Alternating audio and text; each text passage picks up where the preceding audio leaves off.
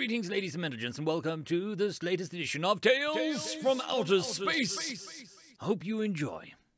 Of Meat and Magic, written by Perilous Platypus. The line moved slowly. It also smelled like piss, probably because that's what half of us were doing. We didn't know where we were, but we knew that it was nowhere good. Everyone had heard the stories, and now we were living them. The war was going to crap, and they needed bodies. I'd been in the wrong place at the wrong time, swept up by the conscription gang and put on a cattle barge with a few hundred other miserable souls. Some of them were just kids. At least I had some hair on my back. Not that I was going to do much once the action started. I'd just be a bigger target. I took a step forward and tried to ignore the girl crying behind me. She looked like she was maybe 14. She was very convinced this was all a big mistake. Apparently, her daddy had money. No one seemed to care about her daddy and his coins.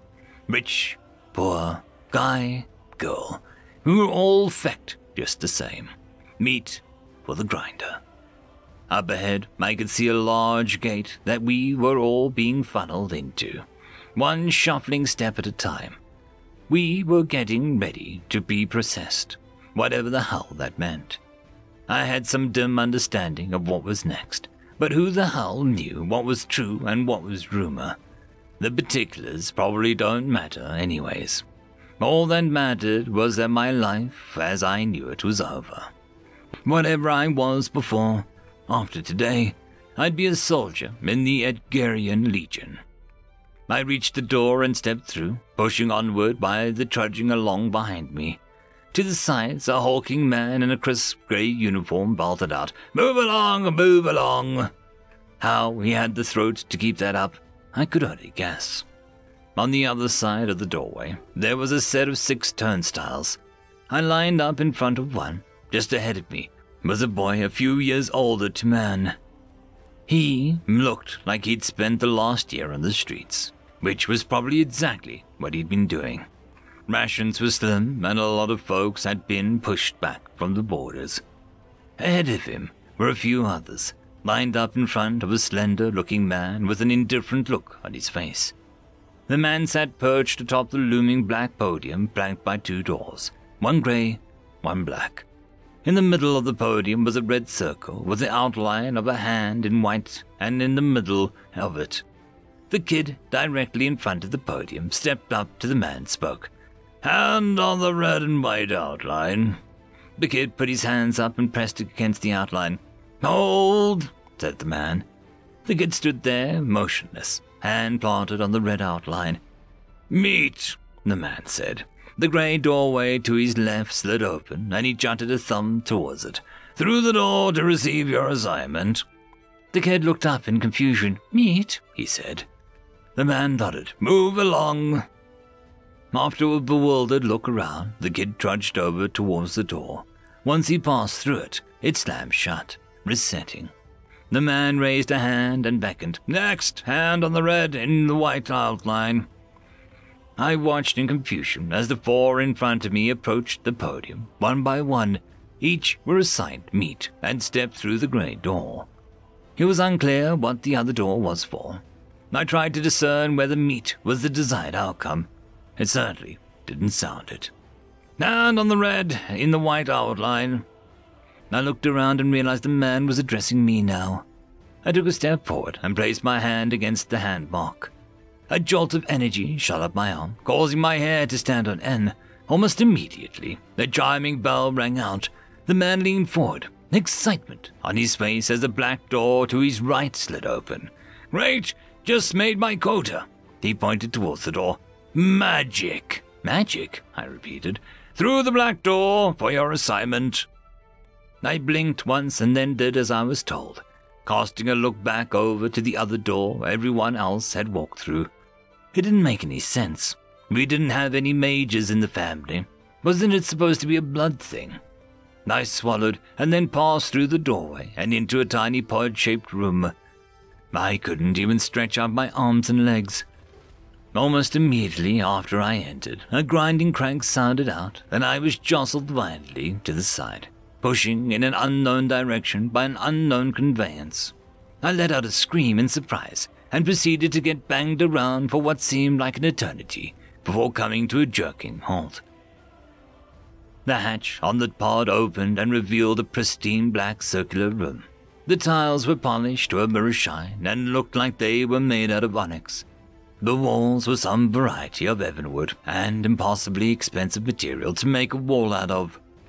In the center of the circle was a pitch-black desk with a chair in front of it. Behind the desk was a woman in a black uniform. Her blonde hair was pulled back into a neat bun, and severe crimson eyes stared at him expectantly. Still off balance from the ride in the pod, I took a few uncertain steps towards the desk. "Stop wasting my time and take a seat," she pointed to the chair in front of the desk. I picked up the pace and hurried over to the chair, sitting down on it and then staring at the woman. "I am Assessor Hallex. I'm going to ask you a series of questions, which you will answer truthfully. Then I will conduct a simple test and you will be given your assignment. Do you understand?" I swallowed. No, not really. Just answer the questions and you'll be fine. This isn't a mistake. You're right where you're supposed to be." All right," I managed. "Excellent. First question. Have you ever exhibited any prior affinity for magic?" "No?" I asked, unsure of what qualified as an affinity. Whatever it was, I was pretty sure I hadn't done it, or I would have at least suspected I was magic. Right? "Is that an answer or a question?" Both," I responded. She sighed. "Have you ever cast a spell?" "No." I was pretty sure on that. "Have you ever willed an outcome and had it occur?" I coughed. "Maybe." "Describe the circumstances." Well, I once wished Suzette Darkland would show me her, on her chest, and, a few weeks later, she did after a dance." She stared at me. I stared at her. "That doesn't qualify," Assessor Hallex said. "Well, I thought that it had been pretty magical." "No, then." "Has anyone in your family exhibited any magical abilities?" My brother could fart louder than anyone else I'd ever met, but I got the sense that Assessor would be unimpressed by that fact. "No, that's why I think it's a mistake." She held up a hand. "It's not a mistake. How can you be so certain?" "I am an assessor," she replied, as if the answer was self-evident. "Are you in possession of, or have you ever come into contact with any objects with magical properties?" I laughed. "No, I'm not rich." The closest I gotten was seeing the town's Rathspear on Remembrance Day, and most people said it was just a fake. "Have you engaged in any soul bargains or other dealings with the demonic or an extraplanar presences?" I shook my head in the negative. "Hold out your hands in front of you, palms up," she said, her voice commanding. I extended my hands in front of me, embarrassed by the slight tremble in them.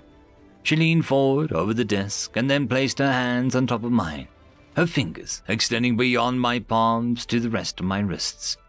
Her unsettling crimson eyes began to spark and swirl, gaining a swirl of milky white shot through the vault of black. She gasped once and then let go of my wrists. For the first time, she looked as unsettled as me. I peered at her curiously. "What happened?" The assessor raised a hand up to her hair, smoothing it against her skull as she appeared to collect herself. "You have been assessed and assigned." "All right," I said, unsure what else to say.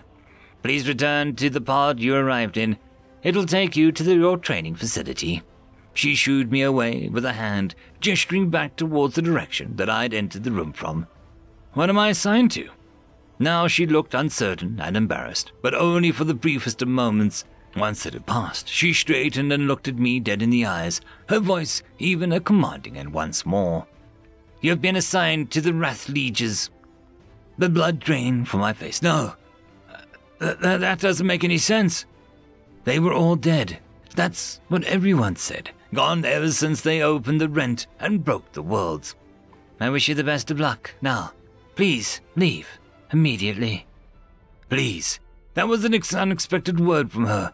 It echoed in my head as I stumbled back towards the pod, trying to make sense of what she had told me.